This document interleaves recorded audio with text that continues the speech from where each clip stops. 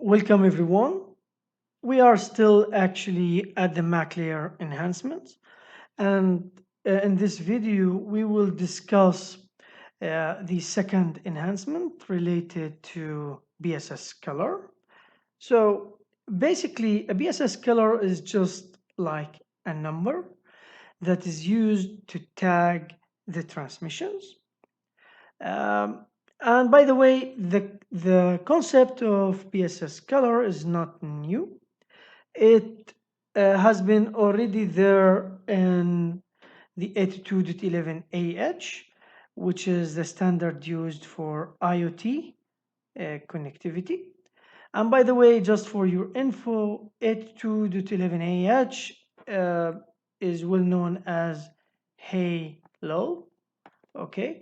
Or it can be actually spelled like this, Halo.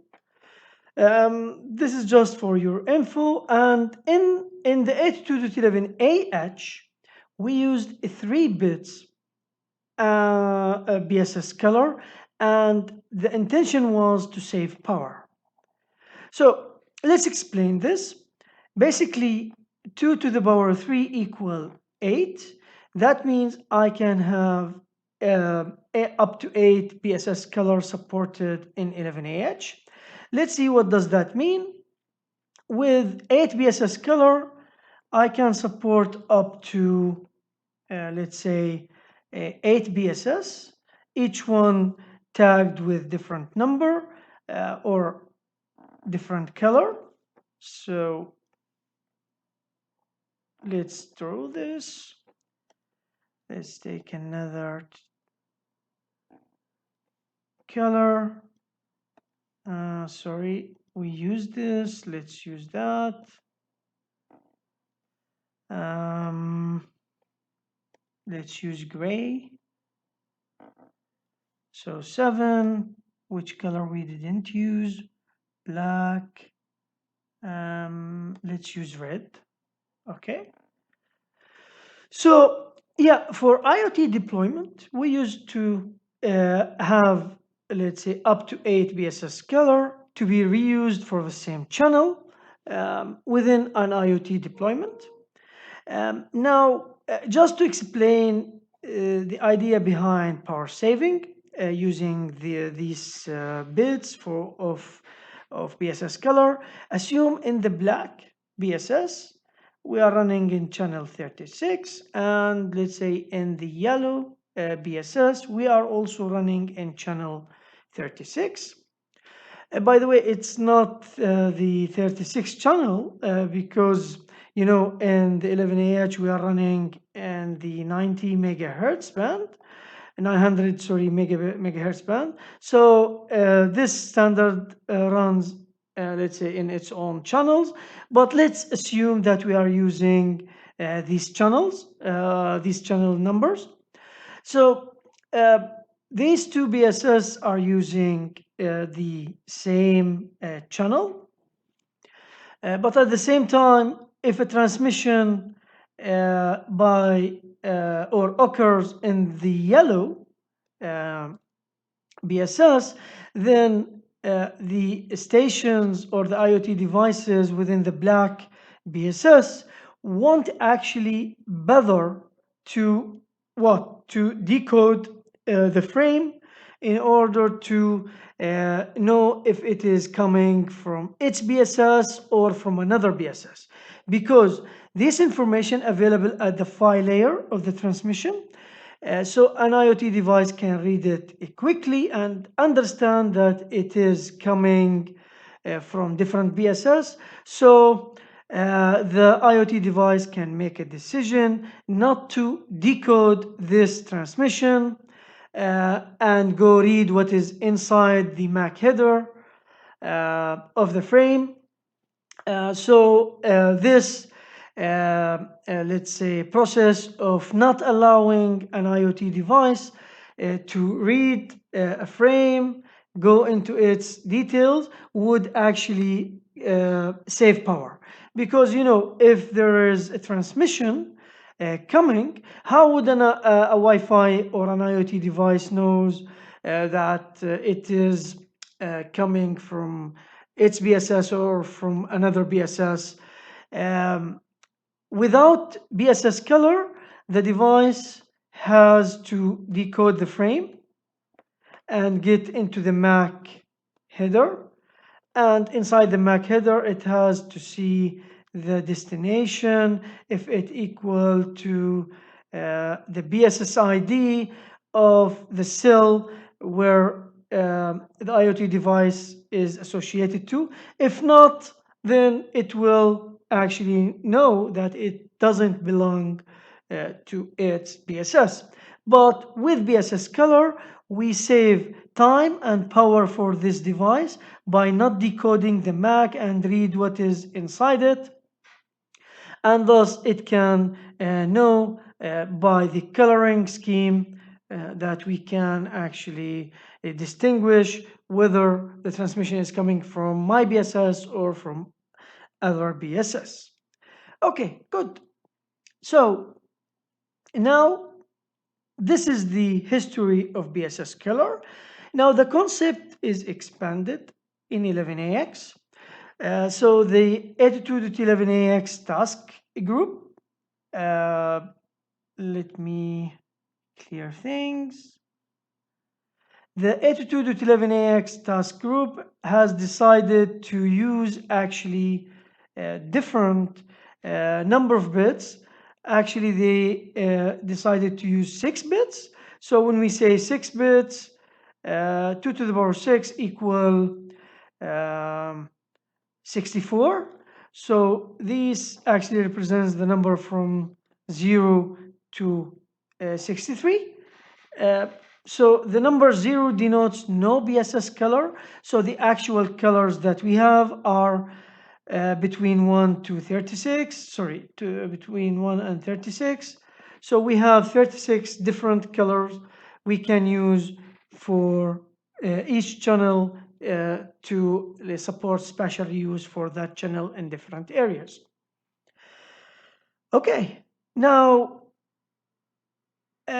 another thing we need to remember is that the 11AX task group team has decided to add the information of the BSS color into both the phi layer and the MAC layer.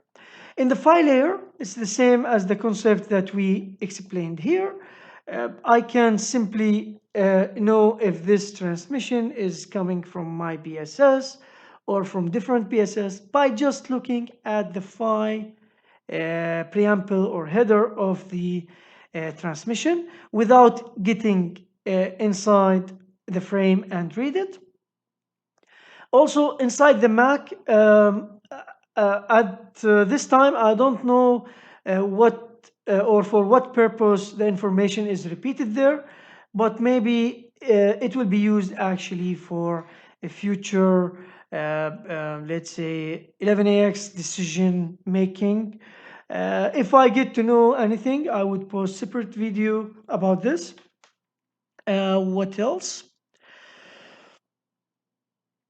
We have actually to remember these two rules. So the first rule says all stations and the AP or the AP and all its associated stations will use the same BSS color value. So a green BSS inside this BSS, the AP and the stations will tag their transmissions with the number that denotes a green BSS. Now, overlapping BSS, or what they call it, this BSS, for example, and this BSS, they should have different colors if and only if they are using the same channel. So let's say these are running on channel 40. They have to use different colors. Now, with 11AX, we mentioned we use 6 bits, so we can have up to actually 30 or 63 BSS for each channel to be reused in special reuse operation. But now in high dense environment, we might run into a situation where both access points can boot up, and by mistake, let's say, they select, or by chance, I don't want to say a mistake, by chance they might select the same channel and the same color. So in this situation, how does 11ax protocol handles this situation?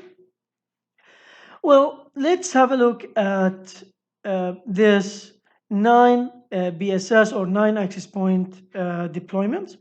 So we have 3 access points using the same channel of 48, 48, 48. But this one is using the green color, this one is red, and by coincidence, this one also selected red. So what will happen? We will run into a situation called color collision.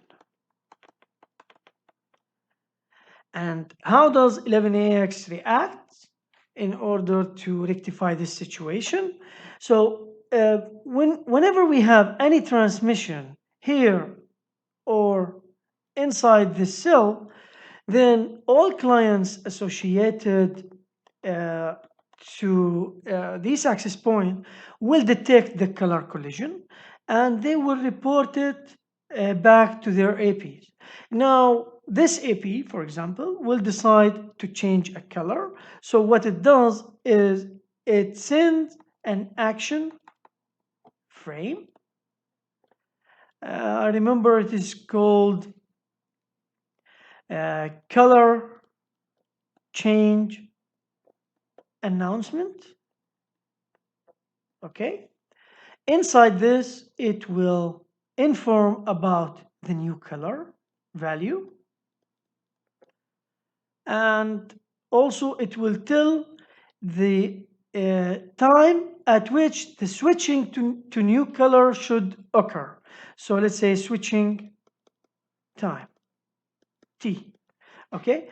So for example, it will actually say for the new color, let's use purple. And the switching time, let's switch to this color after 15 beacons, for example. I'm just putting a number. Beacons actually are transmitted every 100 unit of time, or millisecond or microsecond, I don't remember. So basically, this will be translated into the time, and all stations within this cell will actually switch to using the new color at that specific time. So we would expect this to go like this. We detect, let me clear, we detect this, and as we said, all stations will report to the AP. After that, AP will switch to another BSS color. Now by this, as you notice, by using the same channel, I can, in high density environment, enhance the spatial reuse operation using the BSS color, okay, by allowing other stations to transmit and never care about transmissions that are coming from the same channel but on another BSS. Okay, given that this process is governed by NAV or dual NAV, as well as the configurable signal detect value. Now, in the next slide, we are going to explain all these details. Let's clear things and move to the next slide. Okay, now let's combine both BSS Color and, let's say, the carrier sense, virtual carrier sense together to see how would they enhance the, let's say, the spatial reuse. So let's focus on this design. We have AP1 and we have AP2. Now assume, just for simplicity, we have 3 clients in each cell. Same case here. Same case here. And for the first round of discussion, let's assume that this access point is down. So we don't have coverage here. And all these clients are out of coverage. Now let's look, let me change the color again. Let's use this. Now let's assume we have AP1 running on channel 48 with BSS ID1 also. All these clients are associated to the same SSID.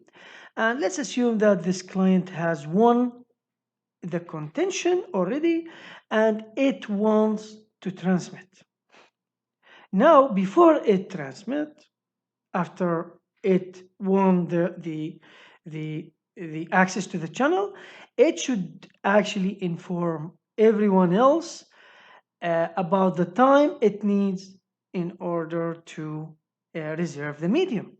So this client will go through RTS, CTS exchange, in which it will say, I would like to reserve the medium for, let's say, 400 microsecond in order to transmit. Now the access point will respond with CTS. Based on this, the client would respond to ACK, and before actually the client starts transmission, all the other stations would set their nav to equal to, let's say, 400 microsecond. Okay. Now assume the client is misbehaving. So it reserved the medium for 400 microsecond, but it has completed the transmission after 200 or microsecond. So we still have 200 microsecond available. Let's assume that the client is programmed well. So it will actually be polite and it will send a notification to the cell or to the access point or to everyone within the cell, sorry, saying that I would like to stop this. So now we need to understand these 3 terms. So the first one is called contention period, and the second one is called contention free period, and the third one, it is a frame, CF end frame. Okay. Now contention period, as the name implies, it refers to the time frame by which all stations within the cell can contend for their turns to access the medium. However, the contention free period means there will be no contention. Everyone is shut up, waiting for the station that has already accessed the channel to finalize its turn. Now let's get back here. So this client would let's assume it is polite and programmed well, so it would like to inform everyone else that, hey, I just finished my transmission. So it will send a CF end frame, and by the way, CF end frame, it is a control frame. It is sent to broadcast address. By the way, it will also contains RA or receiver address equal to BSSID1, and it is used actually to reset nav timer Why? Because it contains duration equals 0. So any client hears that, it will actually simply reset the value into 0. Now, what does this mean? Resetting these NAVs into 0 means the clients will go into contention period. So what CFN does is that it ends the CF uh, uh, uh, P period or contention free period, and all stations who hear that would go into the contention period. So they will start contending for their turns. Okay, now this is good. This is the normal pre-11AX operation. Now, just before we get into 11AX, let's see what will happen when we have a dense environment, actually, and we run into a situation where we have two axis points. Let's use different color. For example, let's use this, where we have two axis points within a high dense environment. This is common and prevalent these days. To design Wi-Fi correctly, actually, someone might say, okay, it's not good to see two axis points close to one another using the same channel. Yes, but in high dense environment, you might have APs very close to one another and the area is open, so the transmission from one cell could be heard actually by the other cells. So let's forget about design or Wi-Fi design flows, and let's assume that the Wi-Fi is designed well. But we run into a situation where we have two access points running on the same channel, and the transmission on this can be heard on this and vice versa. Let me use this one better. Okay, now let's repeat. We have two separate cells. Assume this client has already won contention, and at the same time, this client has already won contention, and it would like also to transmit. So let's assume that this client and this client, they are performing the transmission at the same time. So we said that this one went through RTS, CTS, and decided that it wants to reserve the medium for 200 or 400 microsecond. At the same time, this will go through also through RTS, CTS exchange, where it would inform all other stations that it wants to use the medium for 300 microsecond, for example. Now, the problem in high dense environments, in HD environments, that these RTS, CTS transmissions will not be confined to the cell only, but they will be heard by other stations in the other, let's say, BSS or on the other AP using the same channel, and vice versa. So what will happen now, we will have this way. We will have, let's say, transmission within the cell or within the BSS that is trying to set the timers, okay, the NAV timer, and at the same time, we will have transmissions coming from other cells trying to set the timers. So now this would cause problems because we are using only one NAV timer. So what should we do? You tell me. For example, I'm guessing, should we add this number and this number together and use 700? Maybe. Should we use the large number or the 400 microsecond and set nav to? Maybe. So actually they found that this process would cause a lot of problem, especially when we want to reset nav timers. So assume that this station has finished after 200 microsecond, and this station also has finished after 100 microseconds, so it would like also to send a CF end frame. So what will happen, this frame will reset these values into zeros. Also, it will set or reset the other values to zeros. The other NAVs from the other cells to zero, and vice versa. The CF end here would react in the same way to reset the NAVs. So now, as we have discussed here, resetting a NAV using CF end would cause all station hearing the CF end frames to jump from contention-free period into contention period.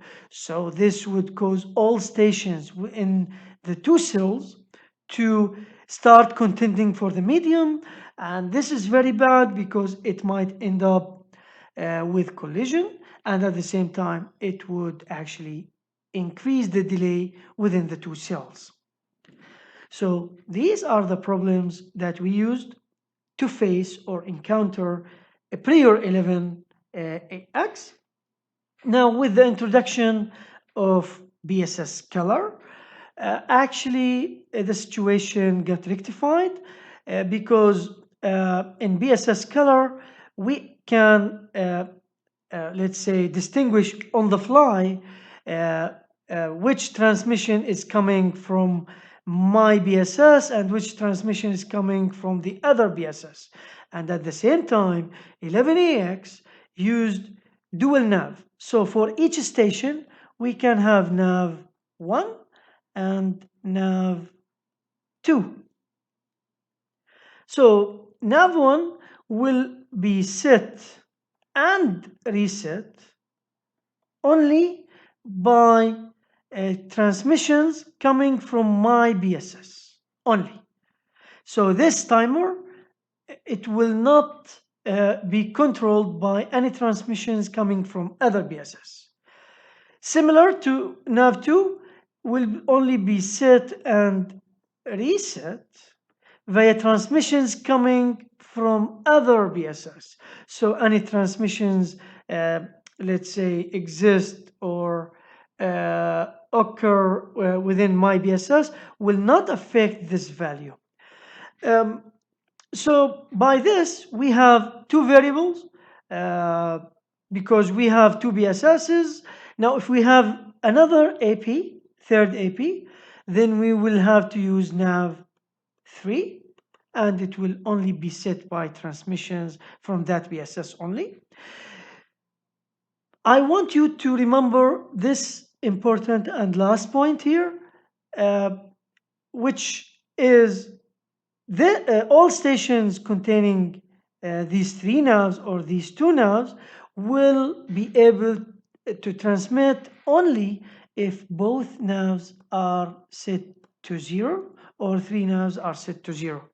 So now you can understand the pain. There are a lot of calculations that the client algorithm can go through within the cell, and as the number of clients, let's say, get increased, the situation get, let's say, complicated, and the more BSSs we have, the more timers we have, so the situation will get complicated more and more. But what I hear from vendors and their testing is that this situation handling is promising in 11AX.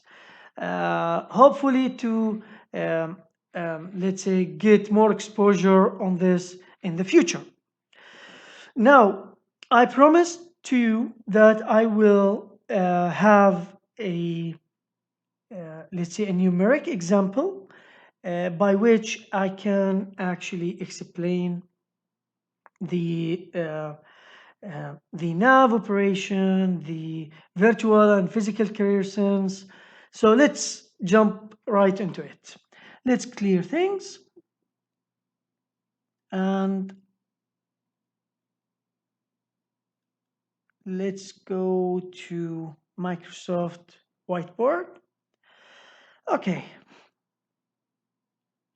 let's use this. So basically, now let's assume we are going to simulate pre-11AX operation.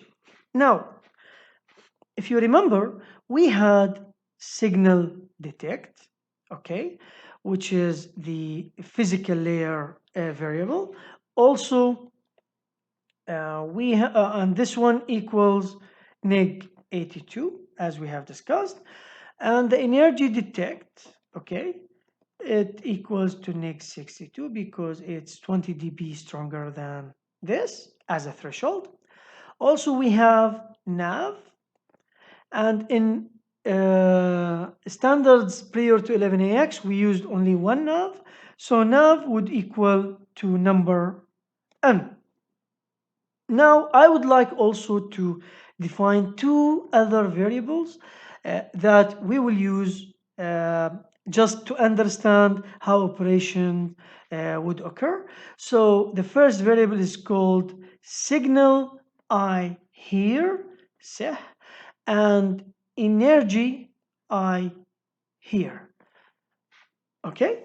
Now let's get into the example. So now for me to be able, as a client, to be able to access the medium and transmit, I should qualify the following condition. And remember, now we are talking about 11AC or 11N, anything prior 11AX. In the first place, I should have my signal I hear should be less than the signal detect.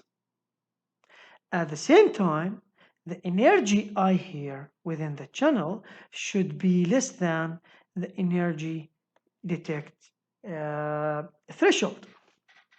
Okay? Now, if this gives a true, okay, and this gives a true, then I have actually finalized the phi layer or physical carrier sense. Physical carrier sense. Now, if this is true and this is true, then if we perform AND operation, okay, between these two, then we will have a true. Okay, good. Now, do I have the let's say the permission to transmit? No, because we said that both physical carrier sense and virtual carrier sense runs at the same time. So in the virtual carrier sense, we said we have nav, and nav equal, we said m, and for me to be able to transmit, nav should equal to 0.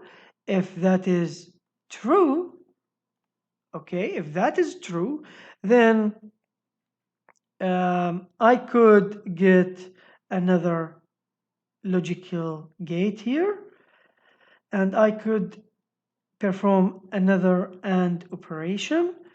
If both are true, then I could get another true.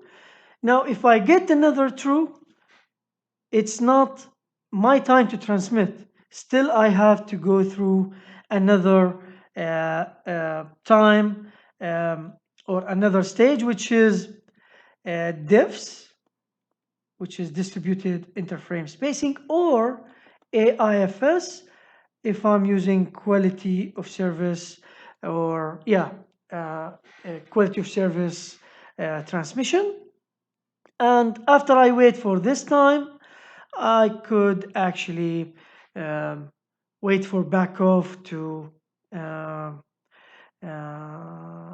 actually decrement and then transmit.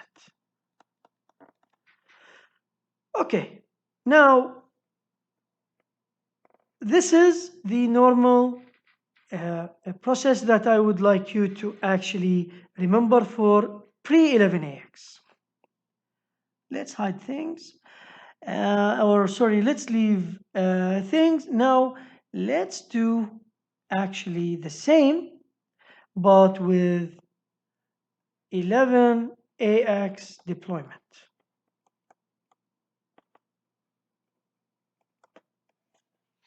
So now in 11AX, we introduced a new concept. So the signal detect will equal to neg 82, okay? And energy detect, it is also neg 62. Now, I would like to inform something before we proceed. Now, this threshold, which we used for the transmission, will be only used within my BSS. Okay? For energy detect, we don't care if I hear the energy from my BSS or another BSS, as long as it is heard on the same channel. So we have only one variable. Now, we used to have NAV. Now, if we have two BSSs, we can have NAV1 and NAV2, each one equal to N1 and 2. Okay? Now, what about transmissions coming from other BSS? Now, we can get another variable called signal detect prime, and it's called OBSS. Okay? Now, this value is configurable. We said configurable. So let's roughly speaking say the designer of the Wi-Fi has set that to neg 75, okay? And now for the new variables that I have defined for me to be able to hear the transmission or understand the operation, if you remember, I defined signal I hear, okay? And I defined also energy I hear. So signal I hear would be the signal I hear from my BSS. Energy I hear would be the energy I hear on the channel, regardless of the BSS. Now, another new variable has to be added here, which is signal I hear prime, which refers to the signal I hear from the transmissions coming from other BSS or OBSS. Now, if we want to do the same logic, then at the phi layer or the physical carrier sense, what should I do? Same thing. The signal I hear should be less than the signal detect, and that should give a true. Okay? And this is for my BSS. Okay, my BSS.